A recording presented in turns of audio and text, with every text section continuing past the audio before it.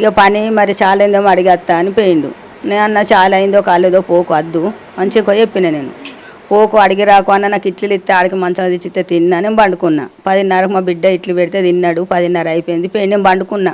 చేయి కాలుకు పట్టి కట్టించుకొచ్చుకున్నా. నేను పండుకున్నా గంతే. 11:12 బాబు అవుతుంది. పొలగాన్లు వచ్చి మీ బాబు ఉన్నాడా, సైకిల్ ఉందా అని అడిగారు. గంతే విషయం. మాకు ఏది తెలియదు. ఇక అడిగత్తా అని పోయిండు. అంటే కార్ఖానలో కనిపోయిండు. మరి తాడ అన్న తెచ్చుకున్నాడు. నైలాన్ రాసి ఆయనతో వేసుకున్నాడు. అక్కడనే కార్ఖాన వెనక గిగిట చెట్లు ఉన్నాయి, చింత చెట్లు ఉన్నాయి. చింత చెట్టుకి వేసుకున్నాడు. చీరలు గివే సాంచలు ఫస్ట్ భీమాడికో, తర్వాత పిల్లలు పుట్టినాక ఇక్కడ నచ్చి ఉన్నాడు. ఇక్కడనే ఏ పని ఒక సాంచలు తప్ప వేరే పని ఏ పనిసుగా వేయడు. ఏ పని కోడు, ఒక సాంచలే నడుపుతాడు.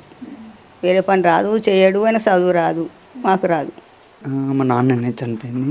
ఒక 6 నెలల నుంచి పని సరిగ్గా లేదు. అదే దిగులు ఉండే. అమ్మకు కాలేరి ఉండే. అప్పుడే ఆయనతో పని కోత అని వెళ్ళిపోయిండు చూడడానికి పని దొరుకుతుందని. పోయి సడన్గా చనిపోయి అమ్మకు వాళ్ళు వచ్చి చెప్పేదాకా తెలియదు. తెలంగాణలో 10 ఏళ్ల తర్వాత మళ్ళా నేతన్నల ఆత్మహత్యలు, సమైక్య రాష్ట్రం నాటి సంక్షోభ పరిస్థితులు కండ్లకు కనిపిస్తున్నాయి.